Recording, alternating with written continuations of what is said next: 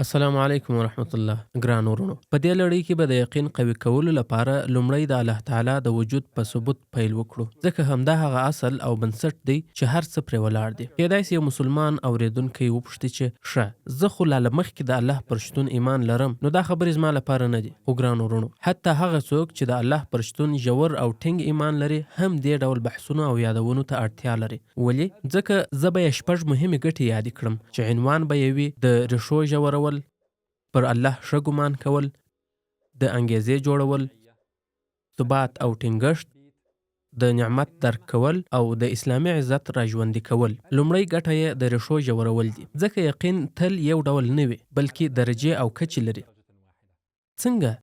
داسې نه ده چې انسان یا مؤمن وي یا شکمن وي یا منکر. آیا یقین هغه کلک باور نه دی چې هیڅ شک پکې نه وي؟ هو بالکل. خو همدا کلک باور هم خپلې درجې لري. دوره على درجات.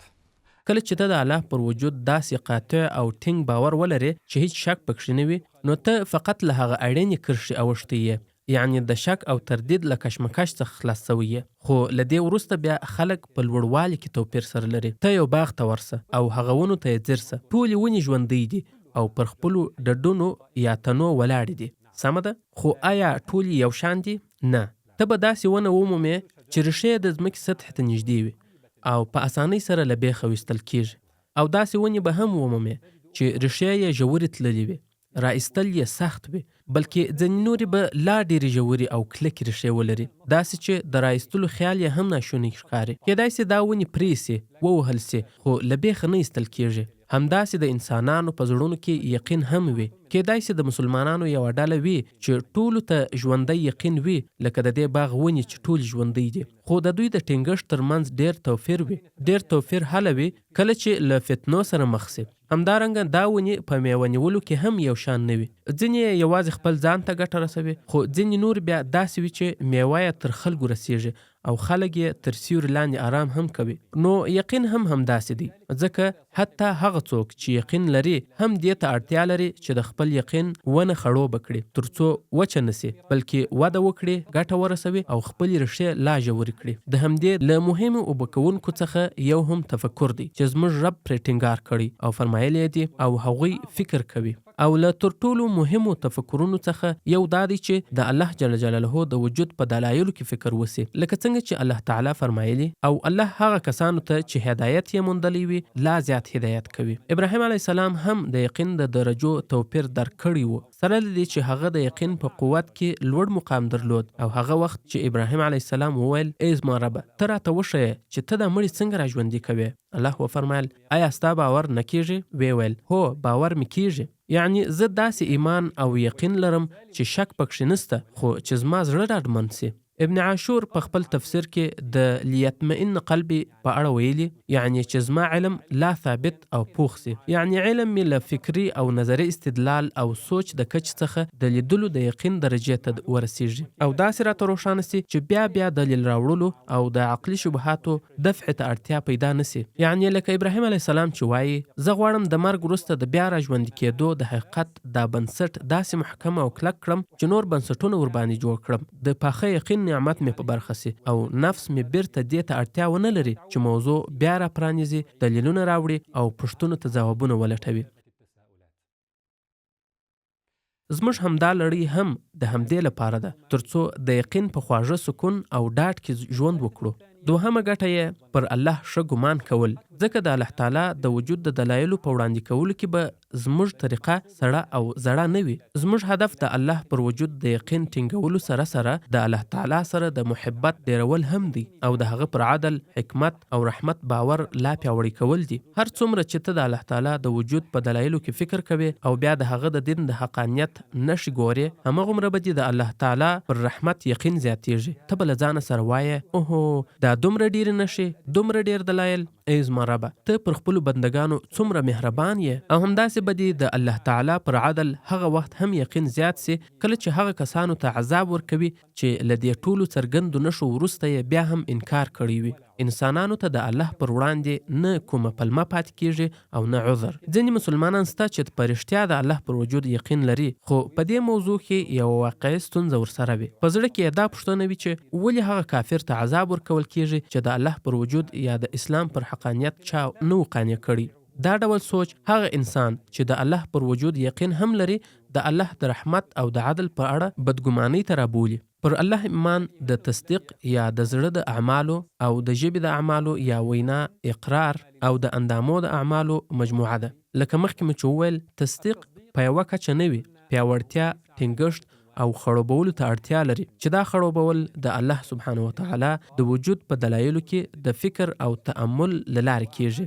د زړونو عملونه چې د الله مینه ده، د هغه پر عدل یقین او د هغه پر حکمت او رحمت ښه ګمان دی، دا ټول هم د الله د وجود په دلایلو کې فکر کولو ته اړتیا لري. خو که ستا سره باور موجود وي خو زړه دې ګډوډ وي، ګمان دې سم نه وي او په سینه کې دې تنګي او نارامي وي، نو د تصدیق او باور ګټه بیا نه محسوسیږي.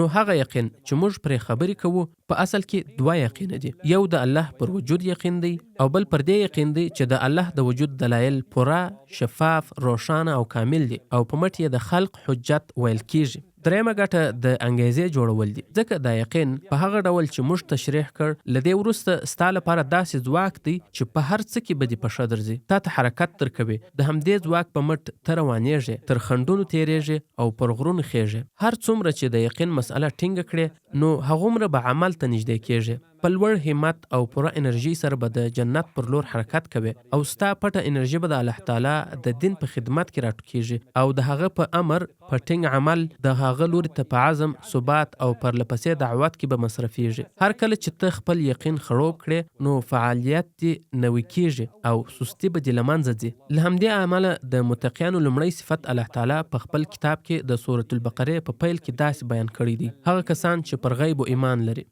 همدا پر غیب ایمان لرل د هر څه لپاره ځواک دی، ځکه که په اصل او ریښو کې عیب وي نو اغیز به یې حتما میوې ته ورسیږي. څلورمه ګټه ثبات او ټینګښت دی، ځکه موږ د فتنو په زمانه کې ژوند کوو او څومره ډیر خلک هم دې فتنو له ایمانه وایستل. د مسلمان دا دنده ده چې خپل نفس وساتي او د خپل یقین ریښې په ځمکه کې ټینګې کړي، ترڅو د فتنو د توپانونو په وړاندې ثابت پاتې سي او خپل شاوخوا خلک هم وساتي. د ابن تیمیه رحمه الله په دې خبره کې تأمل وکړي.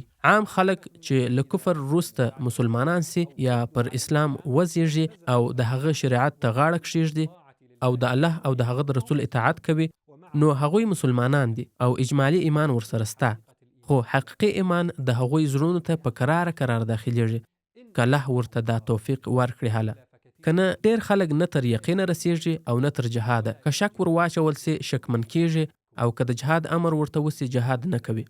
دوی نه کافران دي او نه منافقان، خو د زړه هغه علم، پیژندنه او یقین نه لري چې شک دې دفع کړي. نو دا داسې خلک دي چې اجمالی ایمان لري خو په نفسونو کې ژور نه وي، نو ځکه په خطر کې وي. حتی که ته له خپل یقین څخه راضي هم یې نو په خپلو اولادونو څومره باور لري. آیا کولی سې د هغوی سره د قناعت او یقین په ټینګولو کې مرسته وکړې؟ د کورنۍ، مینوالو او چاپیریال په اړه دې څه نظر دی؟ موږ د فکري جګړې په یوه داسې زمانه کې یو چې بنسټونه او ریښې مو وهي ترڅو مسلمانان د خپل رب عزوجل په اړه په شک کې واچوي. نن سبا ډیر او چې ډیری خلک دا شکایت لري چې زامن، ورونه او مینوال مو د فکري جګړې د شبهاتو تر اغیز لاندې راغلي دي. آیا ته دا زغملی سې چې ستا یو ګران ملګری پر کفر یا شک مړ سي؟ الله تعالی فرمایي: او موږ هغه کسان مشران وګرځول چې زموږ په امر یې لارښوونه کوله، کله چې یې صبر وکړ او زموږ پر آیتونو یې یقین درلود. په مراتبو کلک یقین تا دې ته چمتو کوي چې له هغو رهبرانو څخه سي چې الله یې په خپل دین نصرت کوي. کېدای سي ستا مخې ته د الله د وجود په اړه یو شبهه راسي یا یو څوک در څخه د ځواب غوښتنه وکړي او یا ستا د دین په اړه شکمن وي او غواړي تا شرمنده کړي. دا چې ته سره پړسېږې یا تېښته کوي یا په عصباني او سطحي ډول ځواب ورکوي، دا شکمن کس په خوشحاله کیږي او ستا په وجه داسې فکر کوي چې ستا پر دین برلاسی سو. دا د دې سره ډیر فرق لري چې ستا سره قاطع ځواب وي، داسې ځواب چې مغرض چوپوي، ناپوه ته لاره ښیي او سینه پرې آرامیږي. نو په دې خاطر له ستونزې لوڼې رابډ وهه او زموږ سره مل شه. پنځمه ګټه چې ته یې د الله تعالی د وجود د دلایلو له پیژندلو څخه ترلاسه کوې دا ده چې تا ته د الله تعالی د نعمت احساس پیدا کیږي او ته د هغه چا چې د الله پر وجود ایمان لري او چې انکار کوي ترمنځ په ستر توپیر پوهیږي. ته به د ډیرو آیاتونو په معنا داسې پوه سې چې مخکې نه پوهېدې، لکه دا آیاتونه نابینا او بنا سره یو شان نه دي، تاریکه او رڼا سره یو شان نه دي، نه یخه سایه او سور ټک سره یو شان دي، او نه ژوندي او مړي سره یو شان دي، او په بشپړه توګه به د الله تعالی په دې وینا پوه سې. الم تر الى الذين يجادلون في آيات الله ان يصرفون.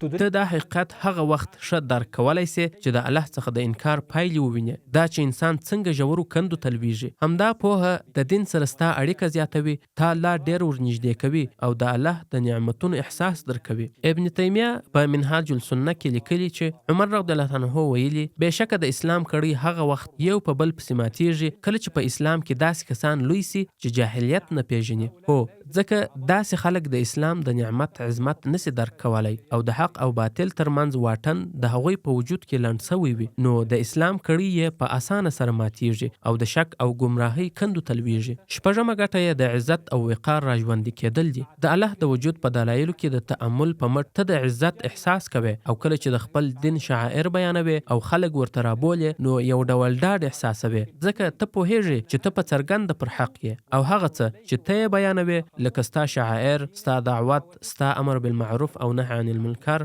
دا ټول پر هغه ستر او حقیقي بنیاد ولاړ دي چې ته د حقانیت په اړه هیڅ شک نه لري. ته به دې ته اړ نه سې چې خپل ظاهري شکل بدل کړې یا د خپل اسلامي هویت نښ پټ کړې ترڅو خلک ستا خبره ومني. ته به دې ته اړ نه سې چې خپل حجاب یا چلند بدل کړې ترڅو ستا خبره ومنل سي. حتی که د رواجونو پر خلاف روان یې ځان معجبه نه درته ښکاري، بلکې دا احساس بلري چې ستا لاره اصل ده ځکه ته پر حق یې. تاسو اوسني حالت ته وګورئ، آیا هغه څه وینئ چې زه یې وینم؟ آیا د ورځې په اوږدو کې د لمر نه وینئ؟ شخصا زه چې هر کله د الله د وجود په دلایلو کې فکر کوم، دا عزت، دا ډاډ او دا رغبت احساسوم چې خلک باید د خپل رب عز وجل اطاعت ته راوبولم. في دلالة الناس على طاعة ربهم عز وجل لأجل هذه الأسباب كلها.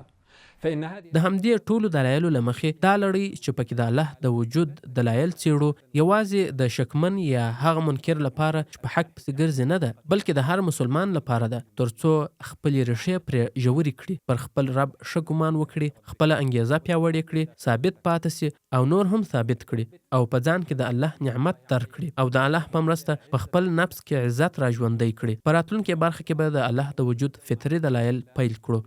والسلام علیکم ورحمة الله وبرکاته. والسلام علیکم ورحمة الله.